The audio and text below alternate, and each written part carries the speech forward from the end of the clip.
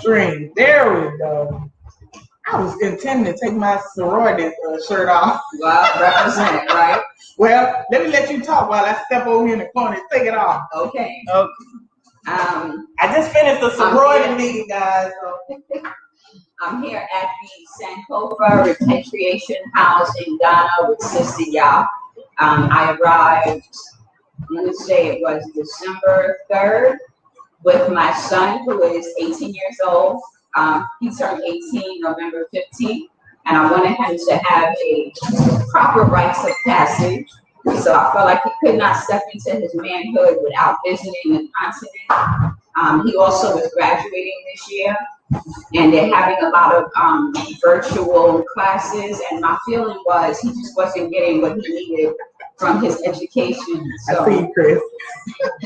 So I thought I would, just bring him and let him see the continent and experience Africa and the people. We also had some friends that were having their movie premiere at the movie picture. Living my best life in Ghana with power and future. Yes, absolutely. And we wanted to represent, especially when we heard that they weren't going to be able to make it, we wanted to make sure that they knew that the Living My Best Life in Ghana family was in the house. That's how we got here. Yeah, Power and Future were actually supposed to be here, but for some unforeseen, unfortunate circumstances, I don't know how that happened. It sounded like a setup to me, but Power's passport, they were renewing the passport, and the Secretary of State sent his passport somewhere. They don't know where, so hopefully they'll be able to get here soon. Hello, hey Aquamoon. Hi, blind guy, his wife, they're live. Oh, they know you, sis. Hey, Chris said better rep that blue and white. I'm repping it, but I have to keep things in different compartments, okay? If y'all all know I'm a Zeta, I ain't like ashamed of that. I'm a Zeta. Our sister here is a AKA. And we still soror. Yeah. So D9 in the house. Hey, Fundu. Mabongo, how you doing? All right. So what we're doing today, this sister's here, and I'm gonna try to do this with all the guests that come in. I've been following on. Hey, sis, Bijou Noir. How you doing, sis? Bijou Noir. Black Shoe. Represent Haiti. Yes. Haiti in the house. Okay. Hey, Real Haru. Hey, Donnell.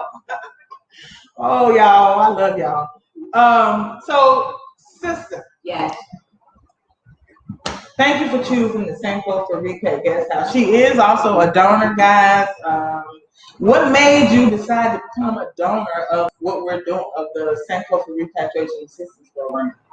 Well, I praised you since I got here. So my general feeling is that, what you're doing is historical.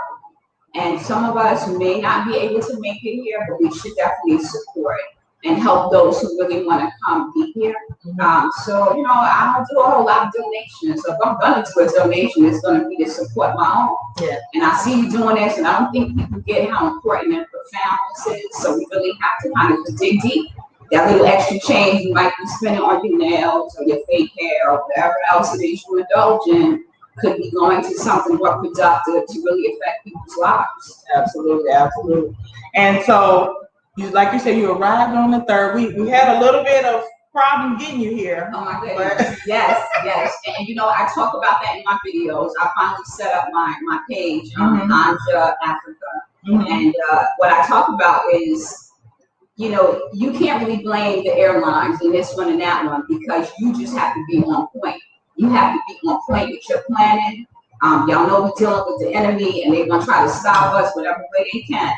And so when I went to the airlines initially, I was dealing with a third party, retailer for the ticket. And they basically, I told them that my COVID test was not within 72 hours. So I was concerned because I'm like, I don't want to get to Ghana, and they turned me back. So my flight was initially scheduled for December 1st. But in PA, where I live at, nobody is doing the PCR test over the weekend. And I thought the first was on a Monday. So I'm like, I got to get this test on Friday.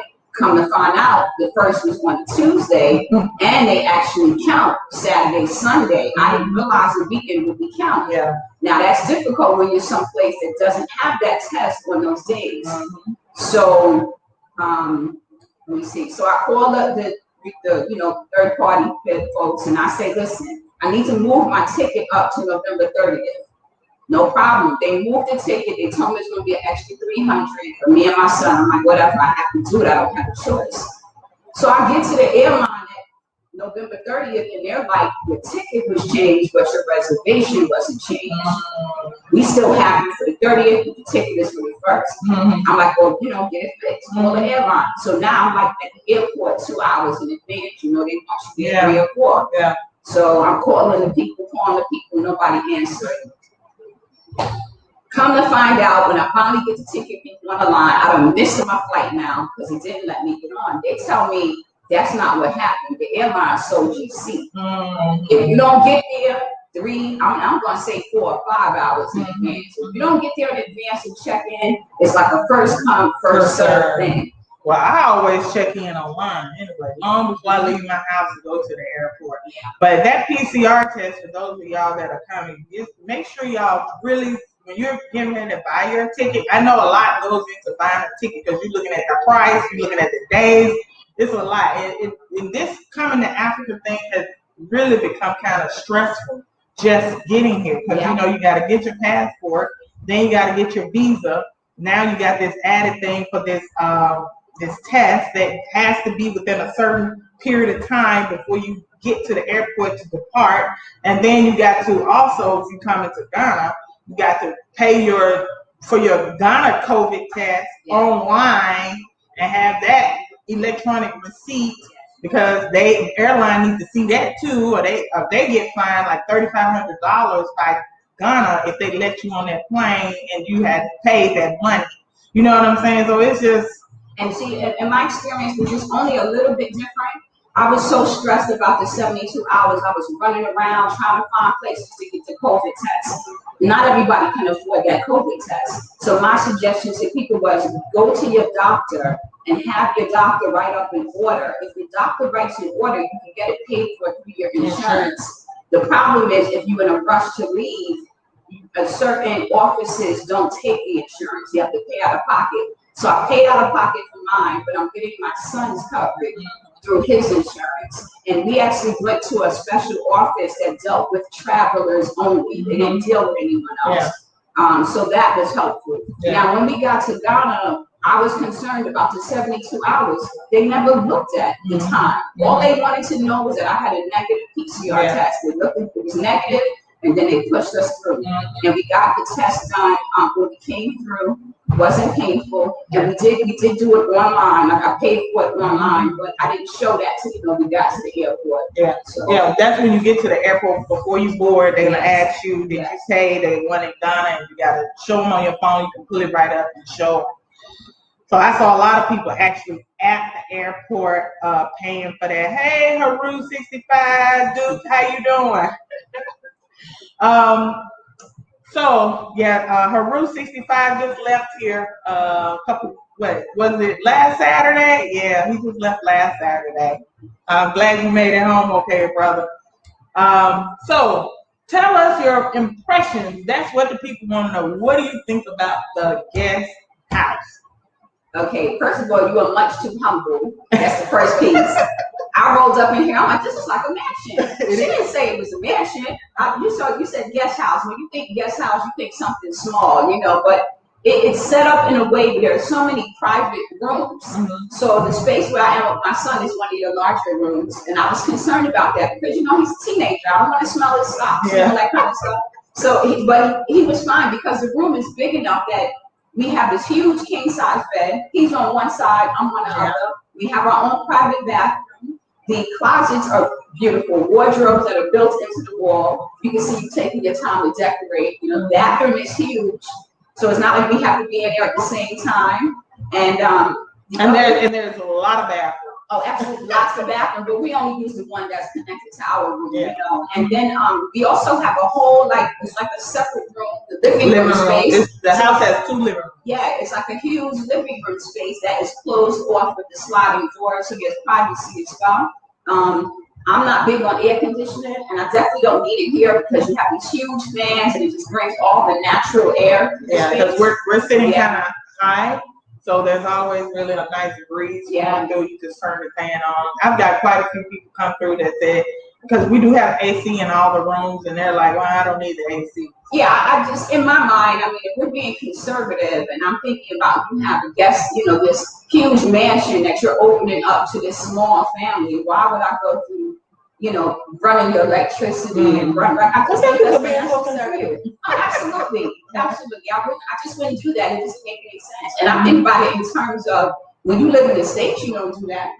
You know, when I'm in my house, every room I walk out of, I turn out the lights because I pay an electric bill. I pay a gas bill. I pay a water bill. So these are things that I feel like you can still take that and be conscious and bring that to where you're going. If you could come with that kind of attitude, you'll be fine here. It don't matter if water is dripping from the pipe or if it's overflowing from the pipe. I'm sorry. My son is calling me. I'm in the middle of the interview. What is it? Okay, I'm gonna let Sister Andrea keep talking and go see what's going on. I'll be back. Go ahead. I know you used to. All right, I'll be right back. So I'll say hi to the crew. We have, let's see, Blind Guy, his wife, their life, the royal family from Limbley. Love y'all. Honeycomb 368. I don't know the rest of you guys, but I'm gonna say hi anyway. The Tundra. Bliss B, I see you. I saw your future husband yesterday. I saw some other folks too. Anybody from Limbley, y'all know what it is. Living my best life in Ghana.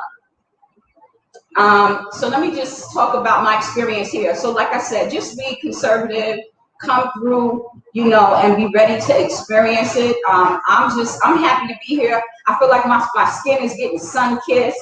I'm getting plenty of sun. Sista Yaa has these beautiful patios that are kind of wrapped around sides of the house, and it just gives you an amazing view of the mountain tops and stuff like that. So I'll be posting pictures because, like I said, she's very modest about what she's presenting to us. And it's just, you know, all she needs is a masseuse in the house, and you think you were on a spa vacation. You know, it's really it's funny that you said that because I do have a young lady that will come here. For you ladies that want to get your nails and stuff done, she'll come straight to the house. She'll do your feet, she'll do your nails.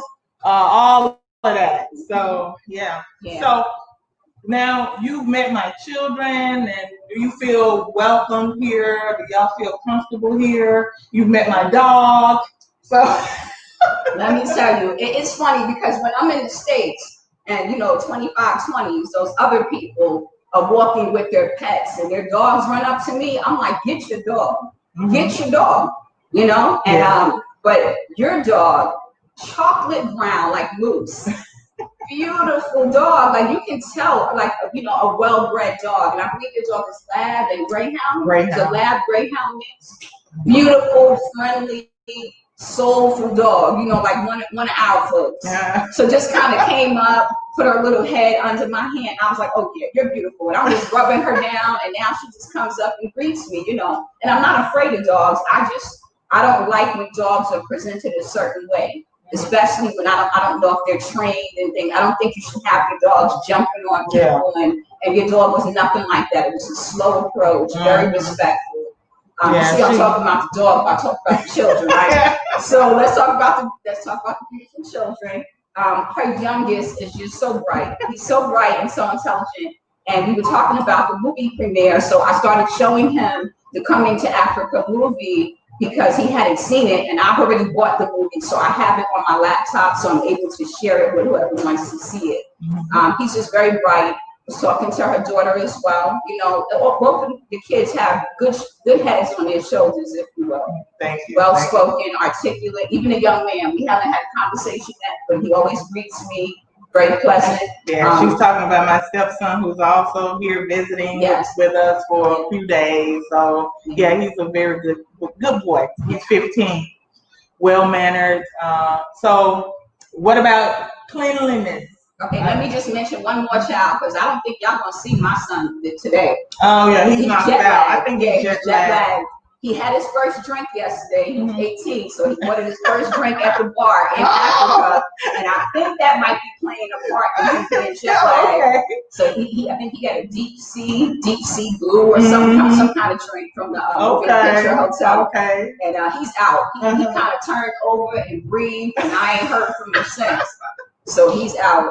Yeah, he's jet lagged. He's a very mannerable young man himself. You know, he got out of the car. He came to the gate. He was like, "Hello, Sista Yaa." He stuck his hand out. How do you feel about security and the cleanliness of the compound and the house? Oh, it's spotless. Your room clean? Oh, absolutely. The bathroom clean? It's spotless. It's spotless. I just love all the marble and all the tile work is really beautiful. No issues with cleanliness at all. The bed is like, you want a cloud. I'm big on mattresses. Like I spend a lot of That's what ES said. ES was like, "Oh my God, these mattresses." But these are not like local mattresses. The local mattresses I found are hard. Little thin. I've seen some of them. Yeah, I've seen some of them. And one of the other things I was telling Sista Yaa is I have no concerns about her integrity. I think there's been some disparaging comments made, and I always feel like people who are irrelevant try to find ways to be relevant. You cannot let any of those negative vibes disrupt this process. What she is doing is too important. So people who wish to follow that train of negativity, hop on board, ride it, but it won't be over here because this is all about positive vibes and us helping our people move forward. And unless you've been here and put your feet on the ground and you've experienced this, you really shouldn't be talking about it. And I find that a lot of people that are making negative comments are usually not folks who have even left the diaspora, who are even on the continent. So I can say that I was in the US, I lived in Reading, Pennsylvania. I'm from Brooklyn, New York originally. I came to Africa. It's not my first time in Africa. I was in Senegal 26 years ago. I stayed there for a month. This time in Africa, I am doing, we're in Ghana now. We'll be leaving on the 14th for Sierra Leone. And then we'll be leaving like the 24th, right before Christmas. And we're going to be in the Gambia. Yeah. And then we'll head back to the States after that. Yeah. Brother Edward and Asempa said that there's rumor going around on social media concerns unregistered, and people are wondering if it's legal to forward and progressing. Listen, we are registered. So this is the thing. I talked to RJ about this because people have been sending me the videos of this guy that's, he's embarrassed. I embarrassed him. That's really what happened. I embarrassed him. I'm not going to call his name. Y'all know who he is.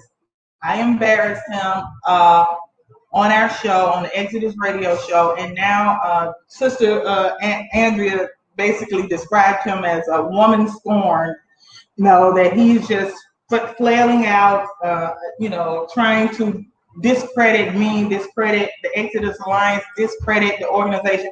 All of you can get up right now, go to the state of Wyoming, Secretary of State, put in Sankofa Repatriation, do a business search, Sankofa Repatriation Assistance Program, and it's going to come up. We are active, we are in good standing on everything. So these things are lies, but I don't see when I have to get into defending myself against unfounded allegations, people just making up stuff, they did it to Marcus Garvey too, though. They did it to so many of our people, trying to destroy what we're trying to do. RJ is saying to ignore it, just keep pushing forward. No, Donnell, RJ is not the one who's doing it. It's somebody else. RJ is with us, Donnell. But at the end of the day, I was talking to RJ and I said, should I respond to this stuff? And he was like, I think if we just ignore it, he'll go away because he's getting views because, off of us. You know what I'm saying? Like, people like drama. And when we keep reacting to it, it makes more people run over to his page just out of curiosity. You know what I'm saying? Then I had some other people like African Superstar. So no, I think you should respond. You should do a video and respond to it. So I'm sitting back I'm going to take my time and decide which is the best way to talk. Anything that I do, I want to do it for the best interest of Sankofa. Because I have said this time and time again. Sankofa Repatriation Assistance Program is not for Sista Yaa. It is for people like Andrew who wants to come and need somebody on the ground that she can feel comfortable and safe with, that's going to help her acclimate and move around. It's for those people who have come here that want to stay, who have settled, and I had to do the same thing for them in terms of help them go through immigration, help them find permanent housing, help them do all these things on the ground, help them learn how to move around, just on the trotro and how to get from point A to point B, because they don't know anybody. They need somebody here that's willing to do those things for them, and that's what I'm trying to be. Bottom line, and I told Sista Yaa this, and she should not feel like she has to defend herself. The proof is in the pudding. When you look at the people that have come through here, those are the people that can attest to what Sankofa Repatriation House is about. Because I can tell you, you're gonna run into people on YouTube, on Facebook, on Instagram. They're gonna be like, "Oh, call me when you get to the continent. Oh, I got you. Don't worry, honey. When you call them folks, you ain't gonna get nothing but crickets. Okay, you're gonna get crickets, and you're gonna be stuck, and you may be stuck somewhere you don't need to be, not knowing your surroundings." So I called a few people. They didn't get back to me. My general feeling was I could call Sista Yaa and find out if she has an opening at this repatriation house, because at least I know that would be guaranteed safety. If I need to make any moves from there, I know I already established where I'm going to be. And since I've been here, Sista Yaa said to me, "Listen, you going to Sierra Leone? I have a contact in Sierra Leone." So now I know when I move to my next destination, I'm not dependent on one person. I have somebody there that is going to be willing to set me up with some contacts. Because what we forget is how important it is to have those connections once you put your feet on the ground. You have to have those connections in place. So that is, if it's not about nothing else, it's about keeping us connected and knowing that you are not alone when you get on the ground. So all this other nonsense that's going on in the community online is not relevant to the mission of what is being accomplished. Okay? So, right. So yeah, I want to thank you all for supporting the Exodus Alliance and supporting the Sankofa Repatriation Assistance Program. I'm gonna continue to do this work. Period. Unless y'all say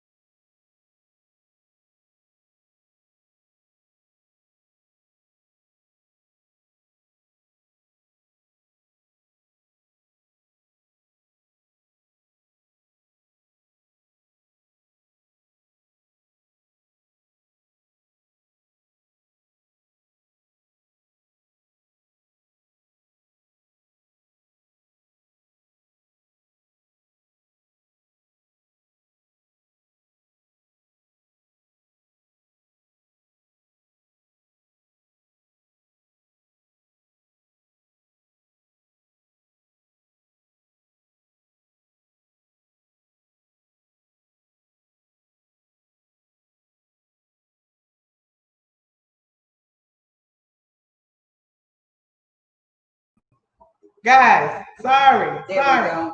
Sorry, guys. My Wi-Fi modem, the battery, I thought I had it charging, but it wasn't charging. So, but we're back. So, what were you saying, sis? I think we were just talking about the mission of the Sankofa House and how many people are going to be affected by this. Mm-hmm. And, you know, even folks who may not be able to come now, the idea that you know you have a safe place to land until you're able to move on to wherever you're going. Like, I'm going to be here to the end of the week, and you were gracious enough to accommodate us, but I'll be going to Kumasi. A friend of mine has a guest house there. So we'll get to go and experience Kumasi and meet some of the people in the community as well. And then we'll head to Sierra Leone from there. Yeah, so I'm connecting her with Chief Bode and his wife in Sierra Leone. So I've already given them a heads up that she'll be arriving, and they're going to be waiting for her so they can take care of her there. You know, make sure she's okay, get settled in wherever she's going to be staying. If she wants to get around, they'll be there. You know what I'm saying? So I know there's a level of comfort to know that there's people waiting on you that's going to take care of you. You know, there's a lot to be said for that. You know, people can say, oh, you know, don't support them. But the people that are saying don't support them are generally the people who have no intentions of coming. And what I realize, a lot of these people, they are mad at us for coming to their house. They are angry, jealous, hateful.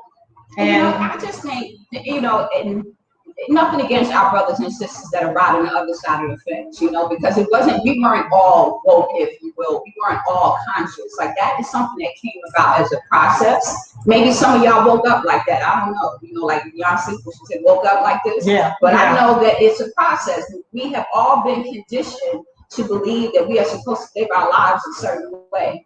Okay, some of us will see that facade and be able to move through it. Others of us have built lives where we are very comfortable in that. Yeah. So when you see people saying, you know, that facade, that's all a facade, they become defensive and angry. Like, you're trying to tell me my life that I've been living is a lie? Yeah. You know, how did you feel when you really found out Africa wasn't what they told us it was? It's kind of heartbreaking. Yeah. So to tell someone that the life that you're living isn't the best life that you could live when they think it is, immediately you're going to be defensive and angry. And why do you think that going over there is going to put you in a better place than you know what? Because when people come over here, they see genuine happiness. They see freedom, they see free people, and they see happiness, and they're like, why are they so happy? We want to see people, you know, go over there and not succeed. We want to see, you know, so we can say, told you so. You know what I'm saying? Yeah, but isn't that whole crabs in the barrel syndrome? You know, we talk about that all the time, right? How our folks, rather than lifting us up, would rather pull you back down so that they can make a point. And that's not what it's about. I have to give a shout out to my brother Prince Kwesi. We were both on the live last night at the movie premiere. So I'm so glad to see he's here. I hope he's enjoying his beans that he had me tote all the way from the US. Some beans. Let me tell y'all about this. This is like you know, your auntie in the neighborhood. The auntie in the neighborhood, they got all types of snacks and treats and goodies. She done brought so much stuff. She bought me those blue towels y'all saw me posted with the Sankofa bird on it. She brought that. She brought us these delicious, I don't know what they are. Oh yeah, cookies and treats. Yeah, they're wafers with macadamia nuts. She bought us M&Ms. What else? She brought us our toy, a little fidgety puzzle toy. Like, she'll be, you know, she brought me some eyelashes. I'm like, I told my daughter, well, you can have these eyelashes. Y'all ain't wait. I'm like, what made her think I want some eyelashes? But she brought me some eyelashes. She keep coming downstairs with another trick. Oh, I got this way. I got this way. It's so sweet, though. It's just so sweet. Yeah, I have a couple of online stores, and so as a result of purchasing from my online stores, I always look for bargains. And when I knew we were going to take this trip, I was like, well, you know, there may be certain things that you all would miss or don't have. And, you know, I was raised, when you go to people's house, you come to the gift. That's an African thing here. So if I'm coming to a mansion, the least I could do is bring some treats, some custom towels for this mansion, right? So there's a sister called Naime Designs, known as the Towel Lady, Towel, and she makes towels that have Adinkra symbols on them. Y'all can find her on IG. So I had to make sure that I brought this sister's towels to Africa to give to Sista Yaa, and they are blue because I gotta respect the Zeta in her. So I brought blue towels. Yeah. And I thank you. They're love. I love them. I don't even know if I'm gonna put them towels out for nobody. I think I'm. That's fine. They're yours, but you don't have this at the Sankofa house. Okay, all right. I'm just looking at some of the comments, guys. Thank y'all. Thank y'all for the support. Thank y'all for believing in Sista Yaa and the Exodus Alliance. And I said it over and over again. We are not trying to do anything to hurt y'all. I wouldn't be involved in anything to hurt y'all. I'm literally spending my time trying to figure out how to help people escape and get home. That's literally what I'm doing. So, but you know, like I said, only if you want it. If you don't want it, that's fine by me, because y'all see my house is under construction. So, where my people at? I see them there. Oh, there he is. What's upstairs? Let's go. Come on, I need to come. You need to come on through on this. Let me send you a link for this. Yeah. Hold on. I'm gonna put the link in the chat for anybody else that want to come on through. But I want So this is the blessing. It's all you just feel like this is the family that you never had. Yeah. You know, the connections that I have with a lot of y'all on YouTube, I don't have with my own biological family, because they just don't get it. Yeah. You know, I had conversations with Sista Yaa about our career paths that she completely understood, and I couldn't have those conversations with anyone else. She's a graduate of law school. She understands. They just you know. And I don't tell nobody that. You know, I don't generally tell people that I went to law school. She's in the law profession just like me, so we have that in common. So when people go around telling you she's a fake lawyer, she's not a lawyer. I am a lawyer. Am I not a lawyer? You are a lawyer, and you don't know the ins and the outs of being an attorney. You don't understand that. You know, let me tell you, I've had so many jobs. I tell people I did everything but dance on the glass table. Okay, I worked as an outpatient therapist. I worked as a program director for homeless shelters. I used to process adoptions under Judge Judy back in the day before she was on television. Yeah. You know, so this is how we are. We are so multi-talented, but we are taught to be contained in these boxes rather than living the dreams that we're supposed to live. And my goal when I come to Africa is to do that. Yeah. So my main move will be June of 2021. But I knew it was important for me to get my feet on the ground before I made a move like that. And that's why I made the sacrifice to come now. And I wanted my son saying he does not want to move here with me. And I can't make him. He's a young man and he has a right to make that decision. Yeah. However, you will visit Africa when you make that decision. You know, so far he's loving it. And he even said, you know, I had those negative stereotypes, even though you told me differently. Until you showed me the Coming to Africa movie, and now that we're here and I see how amazing Africa is, he's telling all his friends. He even made me buy him a traditional outfit because he didn't want to wear pants, you know, to the event. So it's a blessing, it truly is. Yeah, and that is something that'll stick with him, and it'll bring him back here, because I'm telling you, Africa is infectious.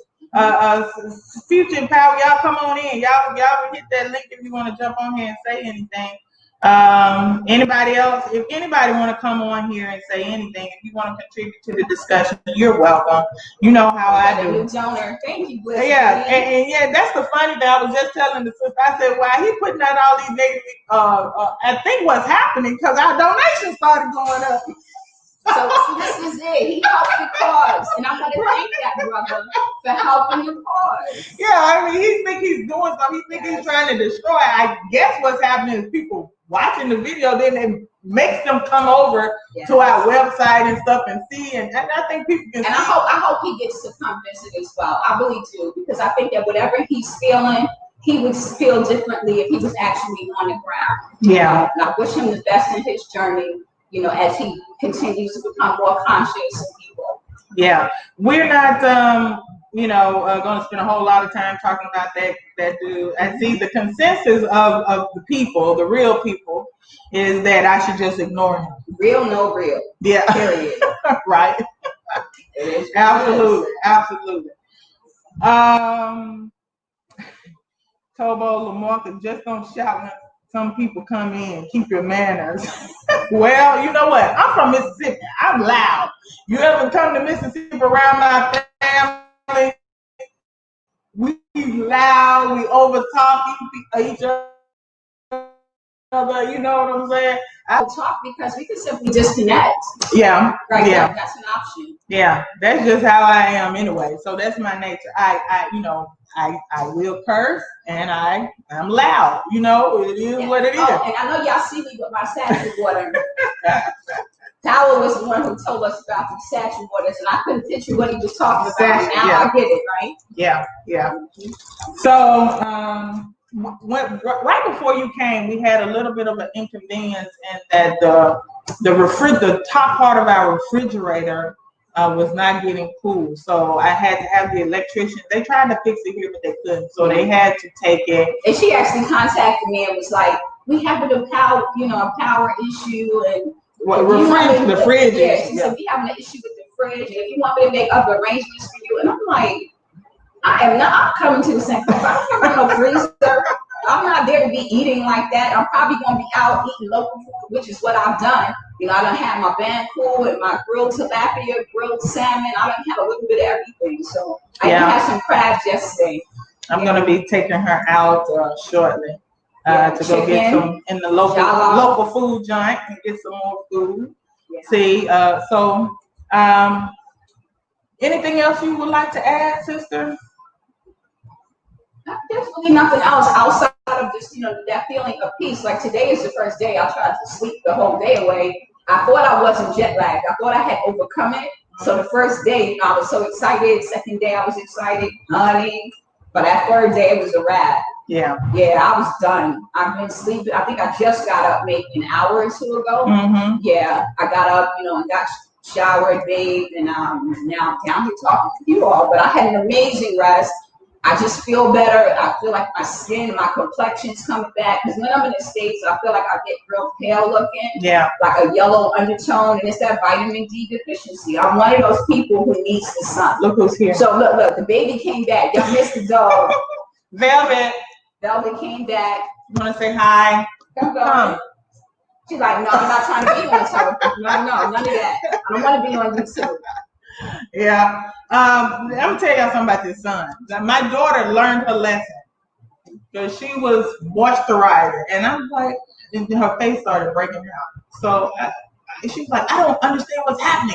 I'm breaking out, and I'm like, what are you putting on your face? She's like, well, I just wash and I put on moisturizer. And I'm like, all this sweating, all this natural moisturizer that you're getting, then you putting some more on. I say you're making your skin too oily. You're literally making your skin too oily because you're going to be sweating, it's going to be oily, everything. So you don't have to add anything else. So as soon as she stopped doing that, I said, just wash your face, use some black soap, some African black soap, clean your face. You can even use an astringent because we're doing all this sweating. So get your cotton ball and just wipe it with some witch hazel or, scrub, something to dry it out because we're constantly sweating. Yeah. She did that for like 3 days and skin cleared right up. Yeah, you don't need it. I think we're so used to moisturizing our skin because of the dryness that we experience in the States, in the West. You think you need it, but you don't, because I did the same thing. I'll just get up and kind of wash my face with water and a little bit of soap, and that's it. Don't need anything else. Yeah, you don't. You're gonna sweat. Sista Yaa losing weight, and I'm also going to the gym. I'm trying to get my fine back. I kind of lost it in the States, but I'm getting it back. About enhancing the fine. Yeah, 6 months to a year from now, y'all gonna be like, God, look at Sista Yaa. What? Just wait. Look, and wait till you meet this one. Prince Quasi talking about velvet shy like me. Oh, yeah. Prince Quasi is not shy. Okay, don't do that to Velvet. Right. Absolutely. So that's some of the things. Let me think. Plenty of water, because I as much water as I drink a lot of water here, and that's good for you. That's also going to help. Like for me, it's a feeling of dryness. Like I feel like I'm constantly dry. Like I want to drink more than I want to eat. Yeah, you know, and not beer. Y'all talking about you got to have a beer. I got to drink the beer too. But I drink. Listen, I'm telling y'all straight up how Sista Yaa get down. All day long, I drink water. Sometimes a little bit of juice, but I eat a lot of fruit. So I'm eating the mangoes. I'm eating the pineapple. You seen? You know, I got the oranges, the pineapple, the banana. Got a lot of fruit. What's the sour sop? Sour sop. We got to cut that up and eat that. Well, you know, I was gonna ask. I was nice. I brought you some candy. Can I get some sour sop? Yeah, we're gonna work on that. That thing is going away tonight. You know. So with all the fruits and the water and all of that stuff, then you know, in the evening time after the day, the sun is going down and I'm chilling and I'm done with all, you know, dealing with everybody's issues and problems. And I had a brother to contact me today, and I felt so bad. I told you about an elder brother, and he wants to come so bad, and he contacted me through the Sankofa Repat Guest House, and he was like, I got a check coming every month, but I really I need help. I need a ticket. I need to come. You know, he wants to get away before the vaccines come out. And I had to explain to him, I'm like, okay, we're just a little over a year old. You know, the donations are not really happening the way we would have imagined they would have, so that we can do those things. Like I was telling her, one of the things I want to do is literally build a house like this, right? A mansion like this where people can come and stay really for little or nothing. Right now, we have to charge something because we don't own the building. We still have to pay rent. We still have to pay utilities. You know, things. It's still not expensive. I mean, what you're charging is so reasonable because, you know, you even offer and this was in dollars, okay? So people are not to be confused with Ghana CDs. But she told me that there's a small room that doesn't have a bathroom, and that one was like $20 a night. $25 a night. And then there was a medium room that was what, 30. And then it was the extra large room, which was 35. And so since it was my son and I, she showed us the extra large room, like, you know, we're just going to take this one. And 35 a night, come on, we know what that would be. I'm going to tell you this, I checked the moving picture hotel, which is where the film was showed, because I wanted to make sure I was there. I didn't want to miss it. They told me $387. Oh, a lot. $387 American dollars. I'm like, you mean I could make that so-called donation to Sista Yaa?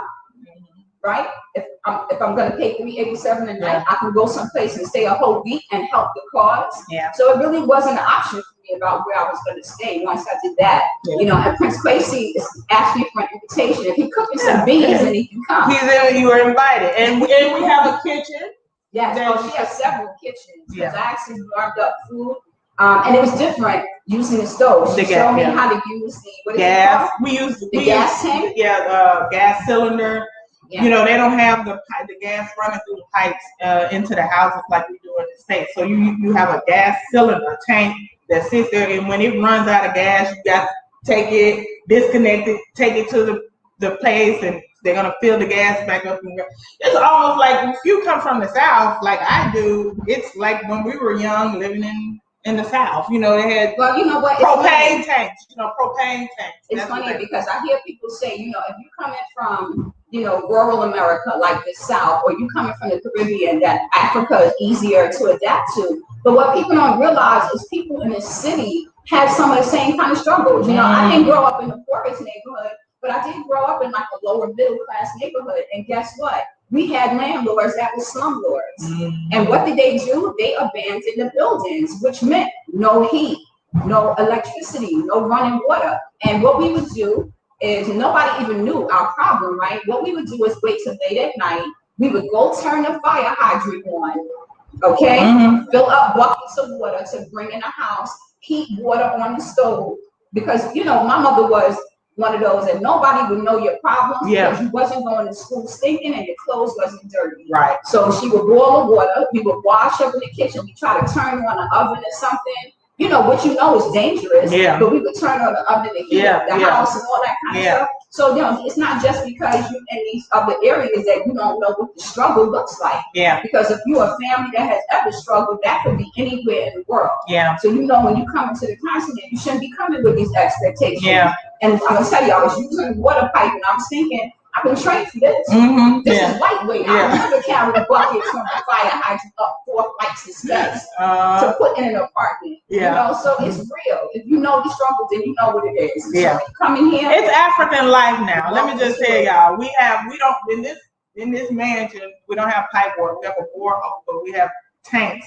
So we fill the water, the big poly tanks. In the Caribbean, we have cisterns. So it's the same kind of thing. Okay. So people coming from the Caribbean and the South, and like you said, from the North, who had that type of life, kind of understand these things. It's not the end of the world. You just adapt I guess it's easier for some of us to adapt. I had one sister that came here, and y'all notice I don't call names, but she was complaining, not to me, but behind my back though. To the other guests, and they told me, because they were like, this chick, we don't like her. You know what I'm saying? The energy, you don't need negative energy. And I'm glad she left early. But anyway, she was telling them, oh, it's so dusty, it's so dusty. I'm like, dusty? I said, I know for a fact her room is not dusty, because before anybody new comes in, I go in, I make sure the sheets are cleaned and washed, the blankets, I sweep, I mop, I clean, everything. So I'm like, I don't know what this chick is talking about, right? So I'm like, but she ain't saying nothing to me. She's talking to people behind my back about it. So, but I said, it's Africa, and we live on a freaking dirt road. Dust flies. Dust comes, so you constantly have to sweep. You constantly have to, do these things. But dust will accumulate.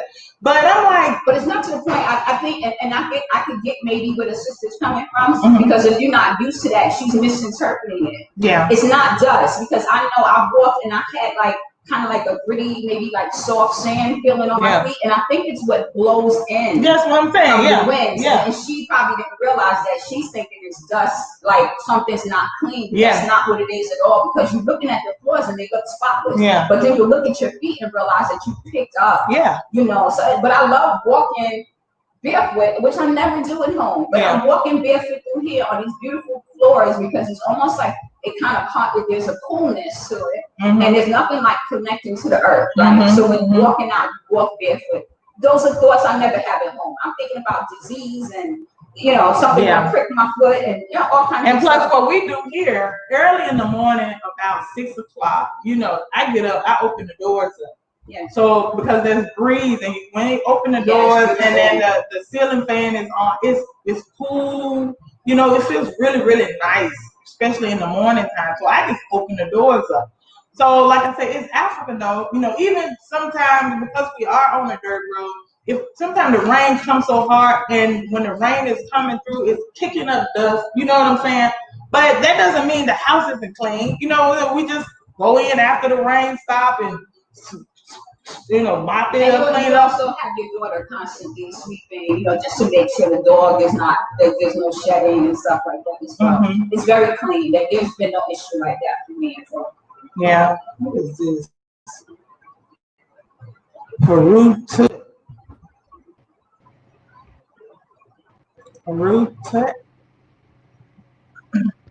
Hello? Hey, brother, how you doing? Can you hear? Sista Yaa, what's up? How you doing? Yeah, I can hear. Can you hear me? I hear you well. I hear you. I'm here. You going in and out, so you can hear me? Yeah. There's a delay on when you're there's a little bit of delay. I don't know why I'm out this. It's a delay. We hear you. Well, I don't think it's working out. Hello? We hear you, brother. We hear you. He may not be able to hear us. Oh, okay, Sista Yaa, what's up? Yeah. Nothing. So listen. I already talked to you. How you doing, sister? How y'all doing over there? Listen, first of all, I want to say, Sista Yaa, I talked to you over the phone a couple of months ago. I think that was in January. I think that was in November, December, or something like that. You remember that conversation? Brother, I talk to people every day. Hello? I talk to people every day. You got to refresh. Yeah, you got to tell. I don't. Yeah, if you tell me what the conversation was about, I might remember. Well, you might know me. You might know me by my slave name. That's Donnell Simmons on Facebook.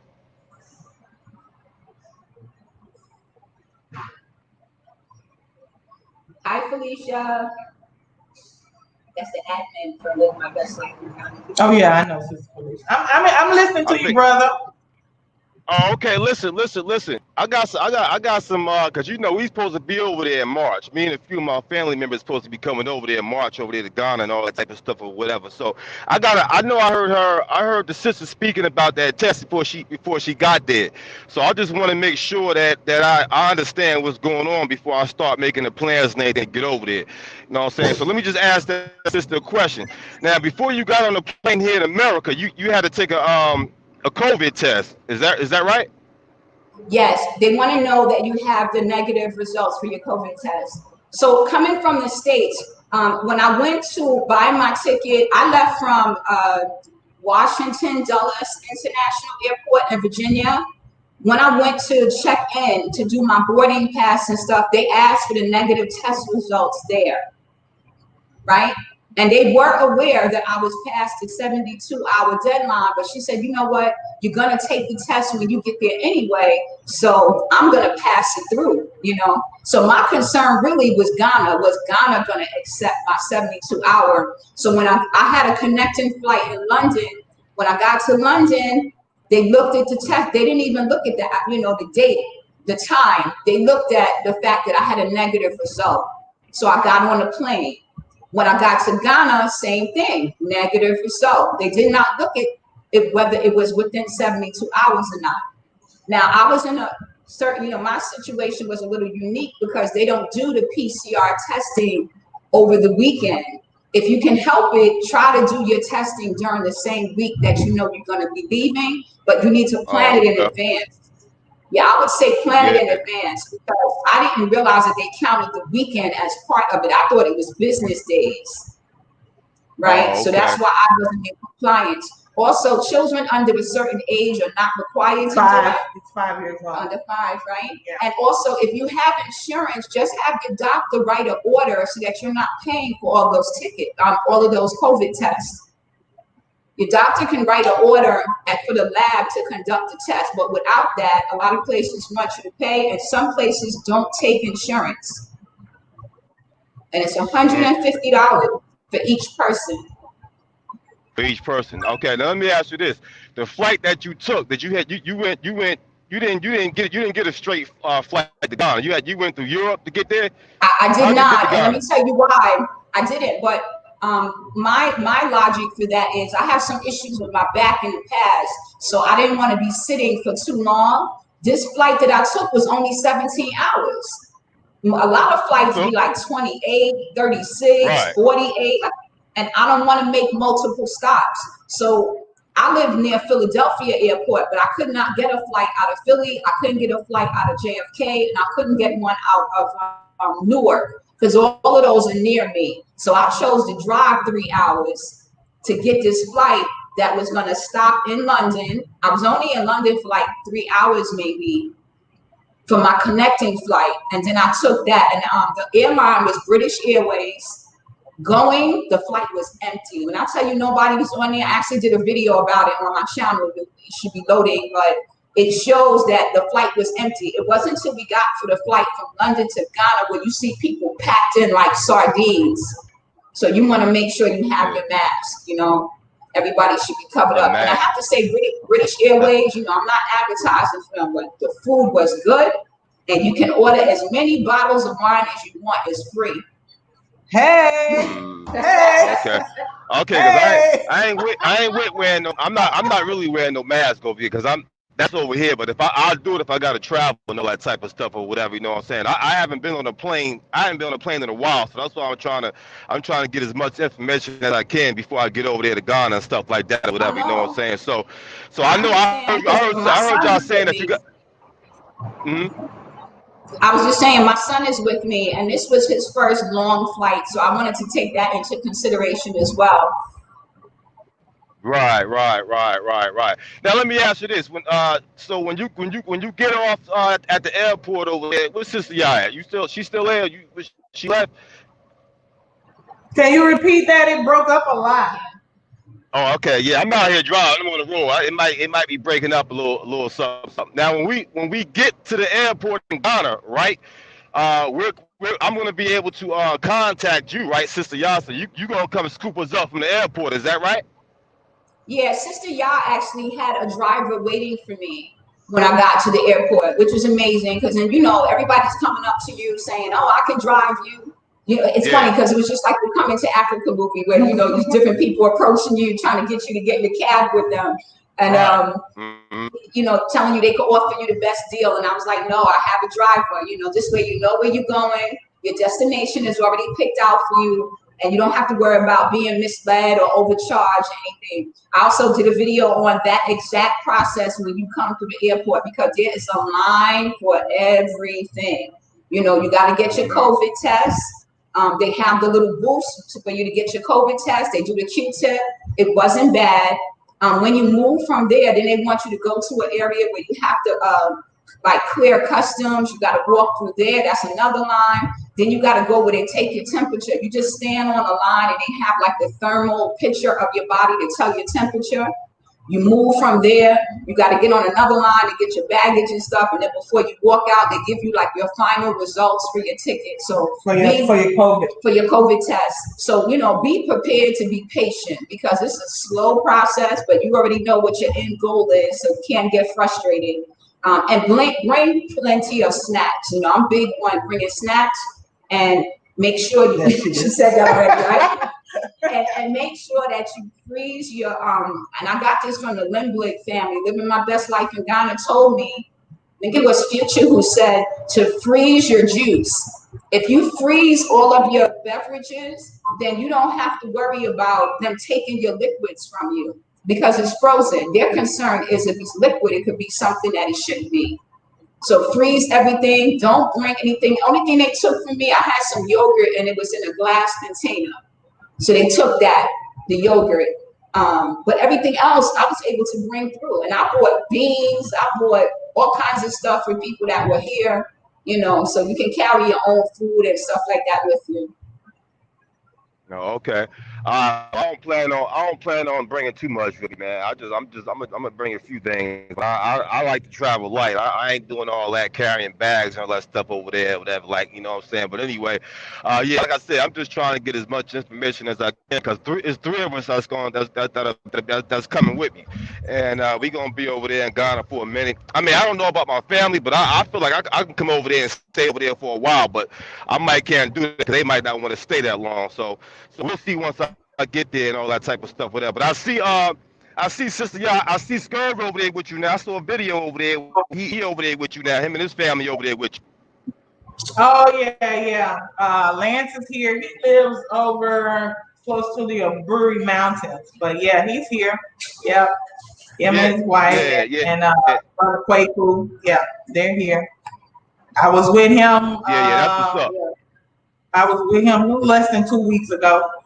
We were supposed to go to Cape Coast together, but we ended up, it was such a hectic day when we was trying to leave, and he got on one particular bus, and I was late, and that bus pulled off, and I got on the bus behind that, and he ended up getting kind of lost, and we never did link up really. Plus, I had some business to take care of for some people in Cebu. I had something I had to attend in Cebu, and I need to go check. A lot of people, about 30 people, have submitted their applications for land in the Cebu Pan-African Village over there near Cape Coast, and so I needed to go check on the status of their documents. If any of you are watching, I've been asked to come back to Cebu to pick up your documents, your plot allotments, and your site plans.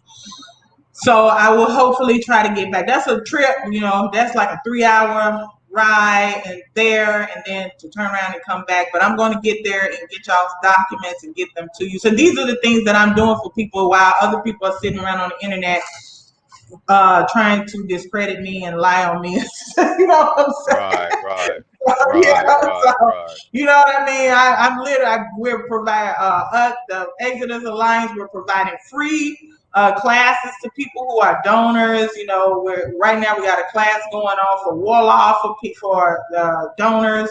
We got class going on for Tree. These are the things. We're actually doing things to help people. So I'm going to put on. Our work speaks for itself. You know what I'm saying? Our work is speaking for itself. So I think I might take y'all advice and don't make a reply video to it and just keep pushing forward, because I think if I reply to it, it's just gonna, keep it. The only people you are responsible for are the people that are supporting you. You don't have time for the naysayers. Yeah. You put too much energy into what you're doing. Quite honestly. Yeah. Yeah. Yeah, absolutely. So, hey, sis, all right, Brother Haru, you have anything else you wanted to add? I'm kind of breaking. All right. No, because I'm kind of breaking up right now. I don't have a good connection and stuff, so I'm going to go ahead and get up off here, all right? Okay, brother. All right. Thank you for joining. Hey, sister. What's up? What's up? Greetings. Hey, how you doing? What's up, fam? What's up, Anja? Hey, y'all. What's up, y'all? We're good. Thanks for jumping on here. No problem at all. Anytime. So I was hearing some of the stuff that was going on with you can't satisfy everybody all the time, and you just got to stay focused on those that are focused too. You know what I'm saying? That's all we got to do. We got to stay on focus, because hey, you always gonna have some people. Sometimes I think we have family that's so poisoned and racism and white supremacy that they have to have some type of negativity going on in order for them to feel like they still in it. You know what I'm saying? And it's unfortunate that some people have to live their lives like that. But the best thing about it is, when you doing what the ancestors tell you to do and you fulfilling purpose, ain't nobody stop that. Ain't That's nobody right on. You right. That. Right on. It feels good. It feels good to execute purpose and perseverance, and you feel yourself leveling up and moving forward, and you pushing barriers out of the way for other people. It feels great. It feels great. It does. It really does. I said, I was telling somebody the other day that I literally feel like, after people, particularly the ones who are staying here, after they come to the guest house and they, stay here and it's time for them to go, and we found them their own places and stuff. It's like a mother bird seeing the babies fly out, out of the nest. Yeah. And I have to, still check on them and call them and make sure everybody's okay. And they call me. And I had one brother that called me. He's like, Sista Yaa. He was like, I guess I had too many days went by before I had called him. He's got his own place and everything now. And he was like, Sista Yaa, you got to stay in touch. You got to stay. I said, okay, I'm sorry. I've been busy. You know what I'm saying? I'm here for you now. I'm here. What you need? Any problem? No, I'm fine. But you just need to stay in touch. That's okay. Yeah, I like that baby bird analogy you use, because we are mother to the whole nation. African women, we have to realize our role as the mother to the African nation. And, it feels good when you come into your power and you sit so well in it. It just seems like something got to be wrong. Somebody looking for something to be wrong because you're doing it too good.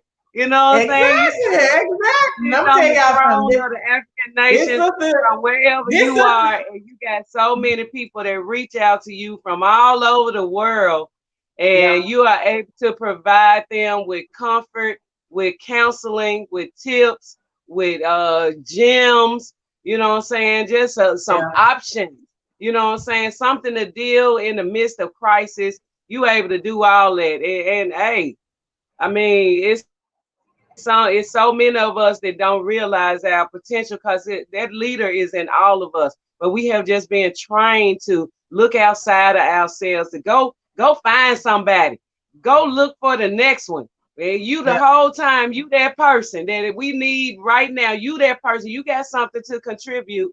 but because you don't realize your best potential and who you are and the power of being African and being woke in 2020 and recognizing whose shoulders you stand on and who you really belong to. That's a detrimental state to be in life, where you never come to that realization. I feel sorry for so many that will never make it. That's why I had to come to the fact and the realization of telling my people, I know it's a lot of us won't make it to Africa. I know it's a lot of us that won't get a chance to be woke in this lifetime, and we got to make it real to those of us that hurt so much, to make sure that so many of us get home. You know what I'm saying? Yeah. So what can we do right now in order to help our family members in the midst of the devil's living room? How can we get you comfortable while we go home and prepare a place for the future of Africa? You know what I'm saying? So that's what I've been really meditating on and concentrating on bringing realistic views on how, if you're going to be here, and if our family, because I love my family in the States, I'm not abandoning anybody. Right. You know what I'm saying? I'm not abandoning my children, nobody. But it's a lot of people think that you got to make one choice or the other. And I don't like that, because we cannot leave our family out to the wolves like that. You know what I'm saying? Well, I look at it as some of us have to have that divine awareness to know that things are happening over there that somebody need to have somewhere for our people to go. You know what I'm saying? When it comes to our family members, that our family, everybody not going to be at the same level at the same time, but that's okay, because I'm looking at it like this. I'm just going to go create a place so that when it comes to a point where you have to leave, I pray it never happens, but I feel like spiritually, in my spirit, I feel like it's happening, that they're going to have to find somewhere to go. And I'm like, well, those of us who are aware have to be the ones to take up the mantle and say, okay, they don't get it yet. Let me go do something so that when it's time to go, we got somewhere to go. You understand? It's not that you are abandoning anybody.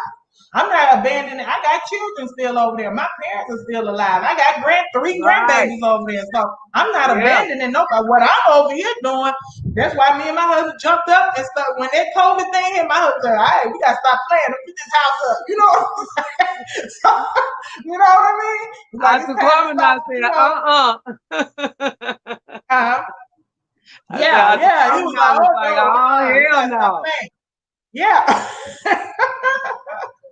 Yeah, it's true. It's true. Oh, the brother, come on back, brother. I'm put you in so you can say what you want to say. I just want to say real quick, I want to say hi to the brothers in the chat. Always respect, good brothers. Donnie goes in. XDMC. Yes, hey, Donnie goes in. Hey, Lim Bling family. Y'all. Yep, I see y'all. Hey. Yeah, I'm gonna tell y'all something. This sister, and y'all already know because I've had her on my channel. So she's the one that. So y'all see how long this hair of mine is? That I don't know. See if y'all can see it. Can they see it? If y'all see it on my pictures, this sister right here is the one started me with the little tweety. I had the little tweety. Future was the one that started these likes for me, and I've been knowing this since 2006. So, and now it's 2020. So, if anybody can tell y'all about Sista Yaa and the type of person I am, my character, everything, this sister right here been knowing me for a long time, and she knows I'm not out to do nothing to hurt no black people. She knows that. No. You know what I'm saying? And that's why she also. I can vouch for Sista Yaa for sure. Yeah, and that's why she and her husband agreed to be ambassadors for the program, because they know that I don't mess around when it comes to black people at all. You know what I'm saying? I do this, we do. I know she, me, and all the people that really in our circle, we do this out of genuine love for our people. That's it. That's all. You understand? That's right. So, our brother Hewlett, since I'm gonna come back to you, I want to give his brother opportunity to speak. He's been waiting. How you doing, brother? Yeah, greetings. You hearing me? Okay. Yes, we hear you. We hear you. You're hearing me loud and clearly. Yes, Yeah, so I'm in Jamaica, right? I've been contact. Jamaica. Okay, Yeah, he's in Jamaica. Jamaica. Yeah, All right. sunshine. Yeah. So I've been trying to contact the Ghanaian embassy down here, right? I went on the website. I called their numbers. I was and I was trying to contact them, and I got to this man. He was saying that there's no longer the embassy is no longer available here in Jamaica. Okay, He's brother, saying that. speak up for me a little bit. You hearing me clearly? Yes. Yeah, they're saying that the embassy is no longer here in Jamaica, right? What's no longer in Jamaica? The Ghanaian embassy. Oh, it's not there. Yeah, it's not there. It's not here anymore. What? So they're saying that he's saying that I have to go to New York.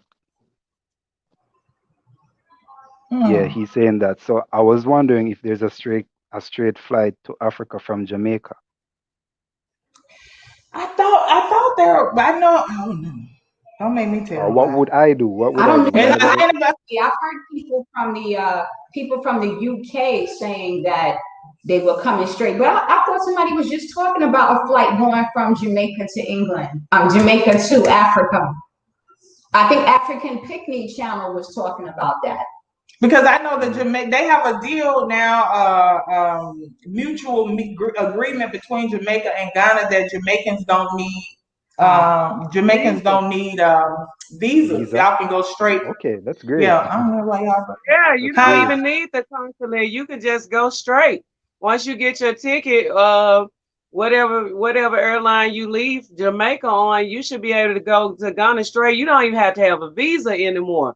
So that's the best part about it. You're in Jamaica, and Jamaica and Ghana have came to a truce where you don't even Mm-hmm. have to have a visa, which is awesome.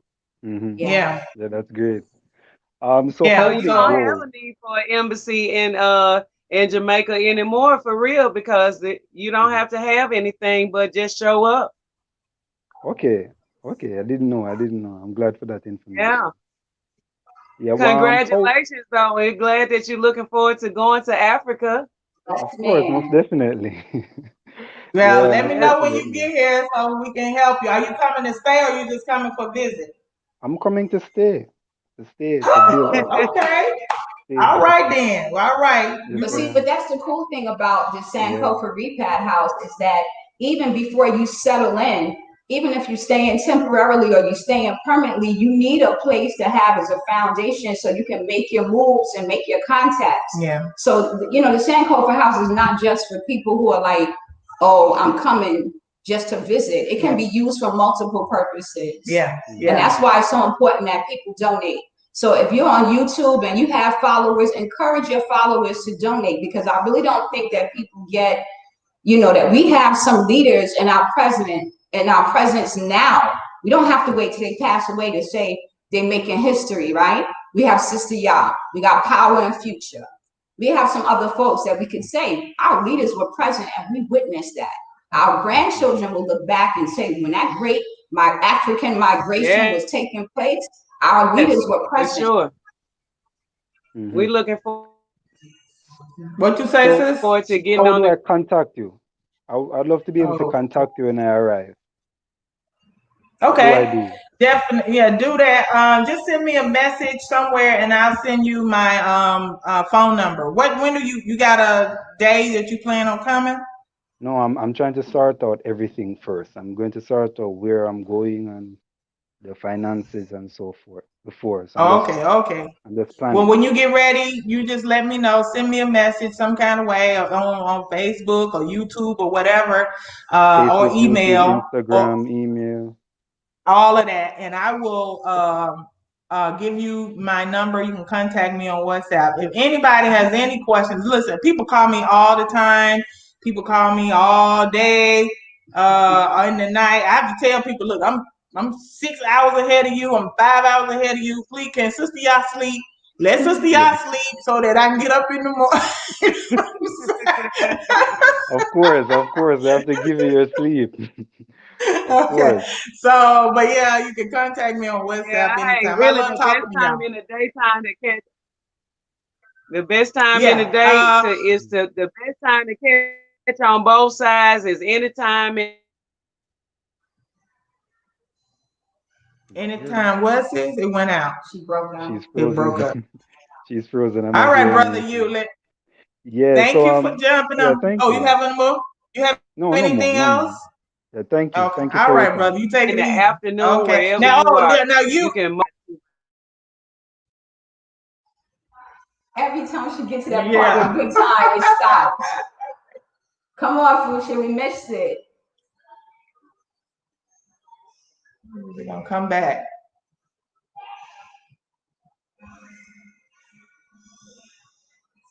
Uh-oh. So my brother Maurice just said that there is no direct flight from Jamaica to Africa, that he still has to connect through the US or Europe. So he may will he have to get a visa for a connecting flight though? Does anybody know if you're just gotta go through and and you're in the Caribbean trying to go to Somebody said something about a visa in the chat. I thought I saw that. let me see. Keep up a little bit.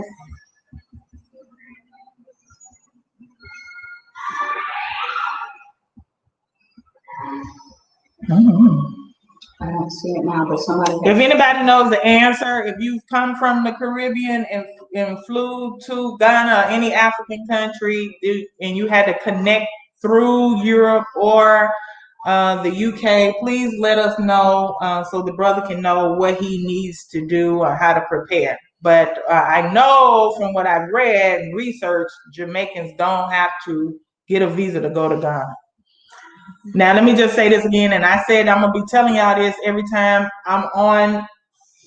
When you come to Ghana to stay, you have 60 days on your visa. That's it. 60 days. To get legal residency, to be a resident, to live here, you have to, within those 60 days, you got to go to immigration and you got to apply for residency. Just your visa does not give you the right to come here and stay. Okay, you have to get a residency permit, and then there's a process to that. So all of you that are coming, then that's something that I help people get through. You're gonna need 2 Ghanaians who are citizens who have passports. That's the biggest thing that most people we're finding, trying to find. We were able. Ministry of the Future, last brother, we got his application in, and so he'll be picking it up in a few weeks. But we ended up, some people say, okay, I'll sign for you, but you need to give me 100 CDs or 200 CDs because they don't know you, you know what I'm saying? So you can get people like that, or it can be 2 people that you actually know. So the application itself is very inexpensive. The equivalent of around $20, $25, $150, and you get your permit in about 6 to 8 weeks. Their process is much easier than America's and cheaper. To come here and live is not a complicated thing to do. So I just want y'all to know that. Keep that on your mind, because I have people showing up here.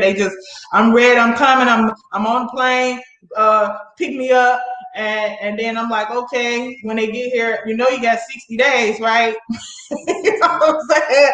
You got 60 days. Then they be looking at me like, what? I didn't know that. You cannot just go to any country and live there. You have to go through immigration. Okay? That's everywhere in the world. Everywhere in the world. Not just Ghana, that's everywhere in the world. Even if they want to expedite things for us, and hopefully we get to that point, but you still have to go. You have to let them know that you're here. You can't just come in and stay. You have to say, I'm here. You know what I'm saying? And I think, what happened to Future? Future's having a hard time staying in on the, on the things. Oh, here she go again. So, all right, sis, you back. Uh-oh. Sis, Yeah, you there? yeah. Okay. All right. Okay. Greetings to everybody in the chat. I saw a whole lot of Limbley family down in the chat. I just wanted to speak to everybody. Yep. A lot of people big up and living my best life in Ghana. Yeah. Sis, Any idea how long it's gonna be before you can get here? I don't. The U.S. Post Office, unfortunately, lost my husband's passport.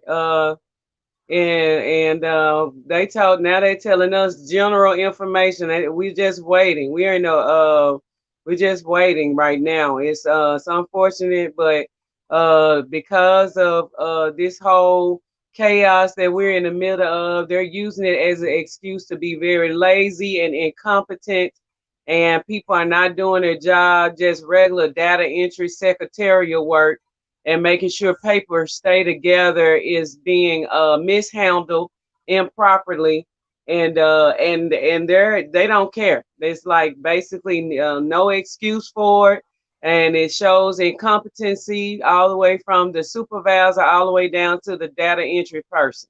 So unfortunately, we got caught up in that whole hassle. As many years as we've been sending out for passports back and forth at least 3 times since we've been living on the continent.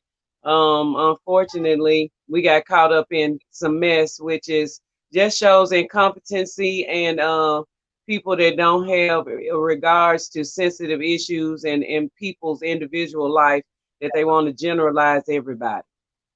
Yeah. I'm sorry that's happening. I hope you get it back soon. Yeah, so I hope That's so terrible. too. But in the meantime, I see now from in hindsight that there was many other things that I needed to address before getting out of here. So I'm thankful to the Creator and the ancestors for showing me that, so I wouldn't be so upset about it, because at first I was livid. Oh, okay. I know you were. I know. I hope they find it. Sister, what's that? NC? What's that? NC? Said that you do not need a transit visa if you won't go out of the airport in your connecting country. So I guess we were talking about a brother flying from Jamaica to Ghana and taking a connecting flight through the U.S. or Europe, whether he would need a visa in Europe or U.S. And that's what this brother or sister is saying he doesn't. And then Vera Hope suggested that he fly out of Barbados. So does Barbados have a direct flight to Ghana? Sister Vera, do you know? That's a good question, but I know that St. Croix is like very, very close to Ghana. I mean, close to Africa, which is, I was happy to see that there are some islands that are very, very close that people may have to consider getting, if there are airlines that fly so closely from the Caribbean, that we need to start looking at other opportunities, because these big airlines, I think they're about to lose their minds when it comes to this whole situation, trying to make things mandatory on people that should have freedom to say yes or no. Right. So we definitely should be exploring other options, where we already are at Limblick, but many other of us should be doing that quiet as kept. Yeah, that's one of my biggest concerns is my family that's over there, because everybody, saying they're not going to get the vaccine. But when these people start saying, okay, well, you can't fly, or you can't go to work, or you can't do this and you can't do that, then what's your plan B when they start saying that stuff? And I actually just, I read a headline this morning, something from Biden, saying that it wasn't going to be mandatory. Okay. It wasn't going to be mandatory, because that's the first thing I said. If he makes it mandatory and then it comes down as some kind of amended law that people have to follow, with that comes a loss of rights and privileges. Yeah. And that would include travel, of course. Yeah. Because those are the things that we take as a right, when in fact it's more like a privilege. So they would restrict travel. They would restrict you from certain job opportunities, all the things you said. Mm-hmm. And that was my concern. Yeah. I told my son, you may not want to come to Africa with me when I move permanently, but if they start making people take that vaccine, you better be on the next thing flying out of it. Yeah. Do not take that vaccine. Yeah. Yeah. Yeah. Yeah. So we just pray that I know in the UK they're talking about making it mandatory.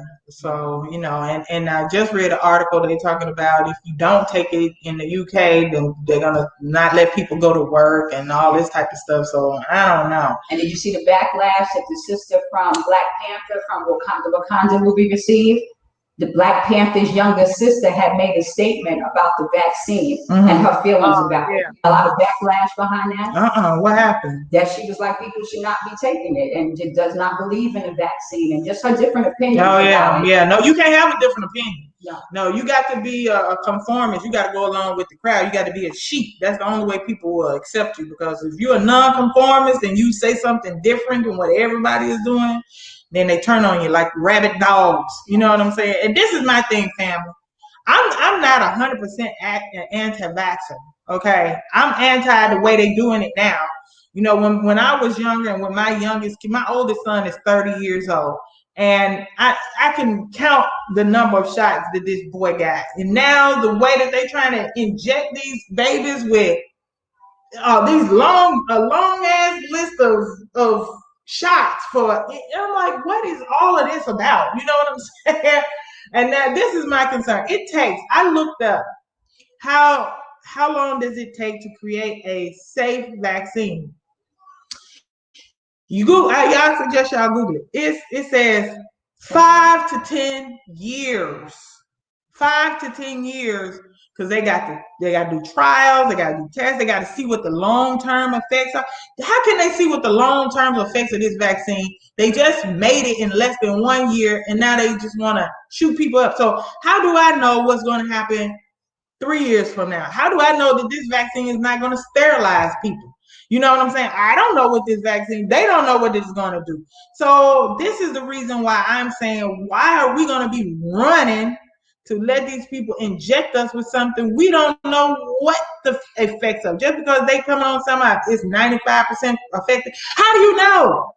You know what I'm saying? And I guess, and the other big concern, and we talked about this with the Limblake family, as well as Brother XDMC, we talked about how the pharmaceutical companies were targeting our communities to try this vaccine on. Yeah. So if it's so effective, your president just had this issue and all of his team, and none of them got the vaccine. So why is it okay to test in our communities? We don't have a good experience with them and vaccines. So we know better than to just be stepping up or lining up to take anything that they have to say without some kind of proof or evidence. Right. And that's why I was so big on my son not getting the yellow fever shot, as well as the malaria, because malaria is recommended. It's not something that you have to do. It's highly recommended. Anytime we know that there are herbs on the motherland and over the counter that you can take for something, why would you go and take a shot for it? It just didn't make any sense to me.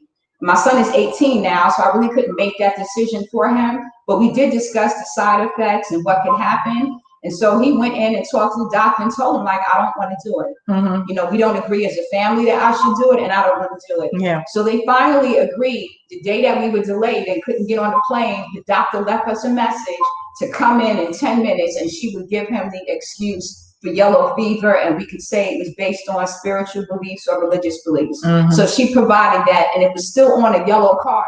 So even if they asked if you had the yellow card, you could show the yellow card. It wasn't necessarily looking at the details. You still had it. Uh-huh. And most of you have those shot cards from when your children were babies. Remember, you need those shot cards for a lifetime. You should have that. If you've had any yellow fever shots, I had one in 96. And that yellow fever shot was still good until now. So I didn't need to repeat it. Uh-huh. So please, be prepared, because that's the other thing you need when you get to the airlines, right? They might ask you about yellow fever shots, your immunization card, basically. They will ask you about your negative COVID test, as well as where you are going after you arrive. Like your ticket might say you're going to Ghana, but they will ask you, what is your next destination? Mm-hmm. And my passport expires in August. A lot of times, if your passport is expiring in 6 months, they don't really want to approve that, because they don't know what your intentions are when you come. So they're looking for you to go to a next destination, or they want to know how long you're going to be staying, right? So you need to have all that information in advance. Yeah. Felicia said, Felicia said the vaccine gonna turn us into a scary movie. That's Felicia. Listen, everybody think I'm crazy. Let me tell y'all something. I'm dead serious. Y'all call Sista Yaa conspiracy theory, but I keep telling people that this is the beginning of the zombie apocalypse. Because listen, these people, y'all have not noticed that everything in the movies from when we were little up until now is life imitating the movie. Everything in the movie, everything from technology. We remember back in the 80s when we were like teenagers, and they had things, like flying things, hovering things, all this stuff that we thought was just sci-fi. Even the cell phone. I remember when the cell phone first came out. I remember I was a teenager, and I remember they were these big old clunky, ugly looking things. Dudes used to be walking around with them. Oh my God, and that bill was so high. Oh my God. I remember I had that first cell phone, that big that you talking about. My first bill came, it was $1,500 and it never got paid.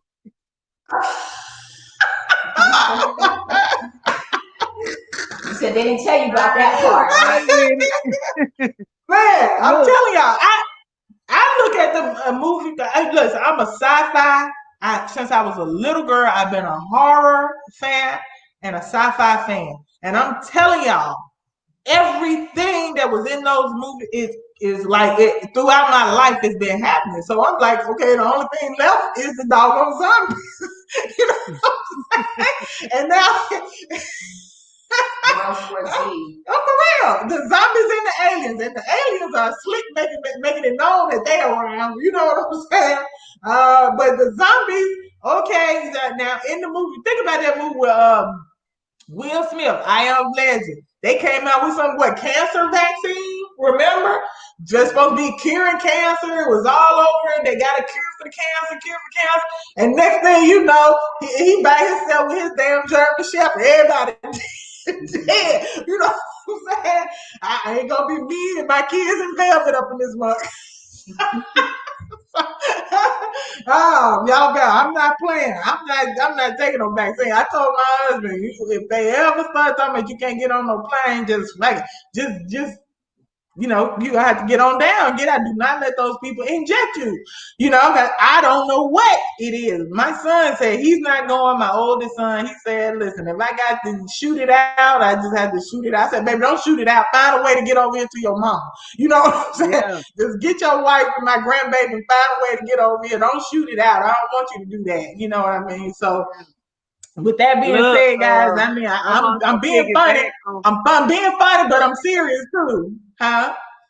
I wanted to piggyback on what Anja Africa was talking about too. When it came to, I went to the airport to alert them that my husband's passport was lost and whatever, and I saw a sister at the airport. Now, when I tell people to make sure you go to your primary health care doctor to get the waivers for everything except for COVID. For the COVID-19, you cannot get a waiver for that. They're not going to let you travel if you're going to a country that's mandatory. The airline is not going to allow you to get on their airline because the president of Ghana is going to text them very, very well if they allow you to get past that and get to that country and you don't have that test done. So they're not by any means necessary. They don't care about how many statements you got from different doctors saying that your child or you can't take the test. They're not going to allow you on their airlines that I know of. Okay. And I saw somebody get turned away that was headed out the country, headed to an African country when I went to the airport to alert them about what happened.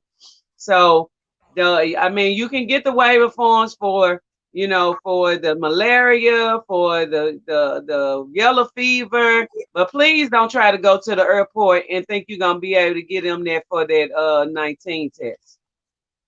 Absolutely. The only thing that you can utilize your primary care doctor for is the order to get the COVID test done, so you don't have to pay for it. That's it. You have to get the COVID test. I would, you know, for me, it was, I couldn't get it for myself because once I was let go from my job, my insurance was over. So I already knew I would be paying out of pocket. But as you know, when I spoke to his medical doctor, you can't just walk into a lot of labs without a reason to get the COVID test because they're really only taking people that are showing symptoms. You know how they have like CVS and Rite Aid offering the test?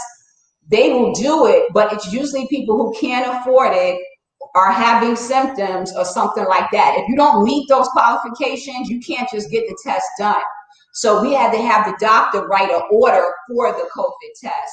That way the insurance company will say, okay, we'll cover it, because it's kind of like getting a prescription. That way people don't have to come out of pocket. If they have insurance coverage, use it, you know, unless you want to pay. But my concern was that was going to be $600 for me and my son that I could be using for my vacation. And mind you, we going to 2 other countries, so I still don't know what the policy is. Am I going to have to COVID test at every country I go to? Do I have to do it when I leave Ghana and before I get there? You're definitely gonna have to check with the country that you're going to and their requirements each step of the way so that you'll be in the clear. But and also when you said about that referral, it's a lot of places that will not allow you to get a test done there if you don't have a referral. And then also the state will pay for the test if you have a referral from the doctor, instead of you just going straight and having to pay out of pocket. If you do have a referral from a doctor, then they do have programs that the state will actually pay for, but you just have to check all of your options before you boggle down and pay for it out of pocket. Nice. And you know what? And I forgot to mention this, Fucha, you just reminded me of something. When I told you they turned me away from the airport, I was within my 72-hour range, right? So, but now I was afraid my COVID tests weren't going to be any good. So when I put in my insurance claim to the airport, because remember, I had to change my flight now and I ended up paying $900 extra. I also included the cost of my COVID test because I'm like, y'all made me pay for these tests. I want to be reimbursed for that loss as well. So that's another option to remind people, because you told us this too, always buy insurance. And I would have never really thought about that before, but you don't know what's going to happen during COVID with the cancellations and everything else. So get that insurance. You have to get your travel insurance. It's true. It's so true. But yeah, that's a good information. And make sure you stay updated, family, because sometimes the rules change. I mean, updates are very important. That's why we do a lot of updates on Living My Best Life in Ghana, because we want to make sure people know the latest information. And whatever country you're going to, make sure that you in the know. Don't go by what somebody else says or what you heard. You need to know for sure. And this one good piece of advice that I've been telling so many people since I tried it myself. Once you make your arrangements for your flight and you get your tickets, you and your family take a trip to the airport to let them tell you what they require of you to have and give you the information. Let them tell you who companies, clinics or whatever that they prefer for you to get your test done, and who's good, who's overnight, who's the same day, what type of test you need. Let them tell you what, if you got to fill out a health form for Ghana or any other country, they'll give you the information right there on the spot to make sure you go down the list of exactly what you need to have when you come back. So it won't be no discrepancies. You won't have no worries. Go and take a trip to the airport like a family trip, and go and let them feel and see, and let the reservation or the person at the desk tell you exactly what is needed. Let them tell you. Yeah. And also, let me say this. When you're coming into Ghana, they're going to give you, on the flight, if you got a connecting flight or whatever, but they're going to give you, and they're also in the airport for you, immigration card. Listen, don't get in immigration and start talking too much. Don't get to the counter and like, just be quiet. Listen, you're gonna need, cause then it's gonna be, listen, don't start running off at the mouth. Fill out your card, put down, like, if you plan to stay, you don't have any intention of leaving, don't say that. When they say, oh, what you come to Ghana for? You need to stop. Be shh. Right. Listen, all you need to do is put down the name. You can put my name, I give you the address, where you going, phone number, and you say tourism. All you gotta say is tourism. Keep your mouth closed. Don't give them no extra answers. Only answer the questions that you are asked. Don't give no elaborate information and going on off. You right, y'all. Please don't do that, and make sure you keep it simple and clean. Okay. I had a brother that came in. It was, oh man, they were talking about turning his ass back around and sending him back to the state. He just thought he was talking too much. You know what I'm saying? About what he planned to do, and he wanted to come over here and create this and do that and do that. Dude, no, don't. And then they started. It's like they felt like he was running away from something in America. I mean, he's a good dude. He didn't mean no harm. He just was talking too much.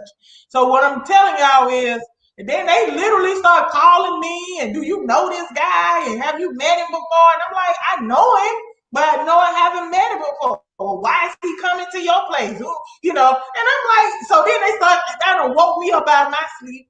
11 o'clock, and I'm up until 1 o'clock in the morning trying to convince these people to let this man come through the airport. They try to tell me I got to come to the airport to pick him up. I got the driver. Now the driver's there waiting. My driver waited there for hours. Even the driver had to go in there and be like, man, he's okay. So I'm saying this. Don't stop talking so much. Now, just say, I'm coming for tourism. I'm coming to Tanya Uncle. This is the address. I will give y'all the phone number. That's all y'all need to do. Don't get to the airport and start running off at the mouth. Even if you plan on staying, those people just work at the airport. They don't have nothing to do with it. Where you need to go for immigration is a completely different place. So you don't need to start telling those people nothing. Okay? That's what I want to say on that. But we don't want them to put your ass back on the plane back. Okay. Hey, you brought up a good point. You brought up a good point, sis. That's for sure. Yep. Yeah. All right. That's it. I think we've been talking for a while. Thank y'all for joining, everybody. Thanks, sister, for coming on and participating and adding to this educational and enlightening video. You're always welcome. I'll be praying that Power gets his passport so y'all can come on home as soon as possible. But man, me and you'll be talking anyway. So I want to thank our sister Andrea. Yeah, Andrea, always a pleasure. Yeah, I started my channel, Future, so I have videos loaded. Okay, what is it? Okay. Yes. Okay. Yeah.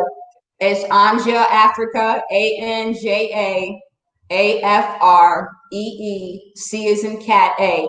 Anja came from my little cousin who could never say my name correctly. He never say Andrea. He always say Anja.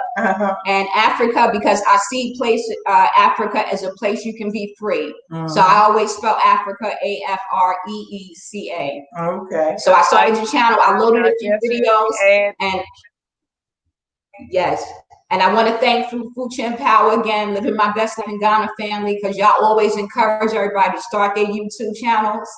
It's not about, popularity for me, but it is definitely about sharing my experience, especially for maybe single parents or people whose income may not be the highest. We make it, but we still living from check to check, trying to figure out how we're going to get to Africa. So I wanted to share that experience, and I hope that it's helpful to people. Oh, it will be, because we all have peers and we have so many people that we connect to. So it's definitely a plus. The more options we have to hear different views from the different people, the more we'll do more ourselves, because we can't just, we as African people, we can't just constantly give, and nobody else give. Everybody got to give and do their part so that we'll make this thing happen. But thank y'all so much. Thank you, Living My Best Life in Ghana family. Thank all of y'all, and for supporting my sister Yaa. And we're going to be collaborating real hard when I get on the ground with the Repatriation Assistance Program as well, and Anja Africa. Y'all make sure y'all go and subscribe to her channel as well. This is a great sister, and she is an official correspondent for Living My Best Life in Ghana. Sista Yaa has her passport. Oh yeah, I got it. Yeah, from the movie. I got it from the movie. I didn't know about it ahead of time, so I missed it. But you know, I'm still gonna watch the movie. She got it on her computer. I have the movie to share. Yeah, I'm sharing the movie from my laptop with her and her family. Yeah. Yeah, y'all do a movie night over there in the house. We will. I might have to put it on the wall. Yes. Put it on one of these walls on it, because I got a projector too. So Yeah, I'm looking right now. One of the next things Sankofa Repatriation Assistance Program is trying to get off the ground. And sister, if you know any suggestion to help me, I want to do a one night a month meeting with youth and the community along with diaspora, so we can show films and documentaries and do some lectures and do like a bonding, you know, getting to know each other, getting to know each other's history, getting to know each other's culture, understanding each other. I think this is important since so many of us are starting to come. We have to engage.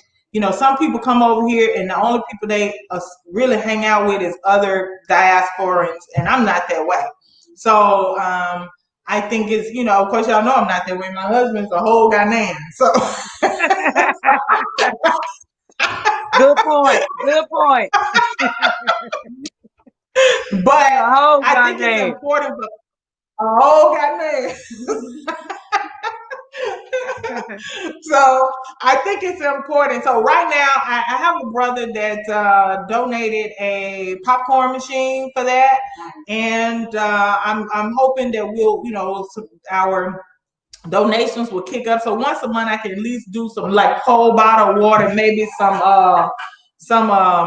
know, Sobolo or something like that, a nice little drink, and we can sit around and you know, for 2 to 3 hours and watch films and talk and just engage each other, because I find that it's too many of our brothers and sisters over here that are 100% clueless about what happened to us. They only thing they know about us is what they see on TV, and that's not a real reflection of who we are. And a lot of times we coming over here have a lot of negative stereotypes and things of what we think about our brothers and sisters in Africa. So the only way that we're going to overcome those things, we literally have to engage each other and start having dialogue and conversation. I think it's very important. So, and I think I want this to be an initiative of Sankofa Repat. I just need a location. So if you know of anybody on the ground, I've been asking around. That's the only thing I don't have is the place, because I could do it here. Sankofa Repat House is huge, but the problem with that is where it's located. You know, for people to get here, it's not centrally located. I think it's better if I go somewhere like in Medina or Adenta or, you know, in East Legon, somewhere where people can easily get to something. You know what I mean? Okay. No matter where they're coming from. But you know where El Foncoy is. It's almost near Pokwasi. I know it sounds like we talking treaty, y'all. We just but just I know Future know where I'm talking about. I mean, we're not far from Accra. We're in Accra region. It's just that we're not near the capital. You know, not near the city. The capital city. It's just like if any of y'all from Memphis, it's like going to Germantown. You know what I mean? There's Memphis, then there's Cordova, there's Germantown, there's Bartlett. You know what I'm saying? You got all these different places around Memphis that a lot of people refer to as Memphis. You know what I'm saying? So it's the same thing. So we're not right in the capital. So if anybody, anybody that got any space in, somewhere that's centrally located, that's a project I'd like for us to work on and get off the ground. I'm thinking about doing maybe the last Sunday afternoon of the month. Yeah. Okay. Yeah. All right, sis. Love you. We're gonna call love it you tonight. Too. Get on out of here. I gotta get her on the phone. Africa. Okay. Good night, everybody. Blessings. Thank y'all for joining. All right. Talk to y'all later. All right. Peace, family. Black power.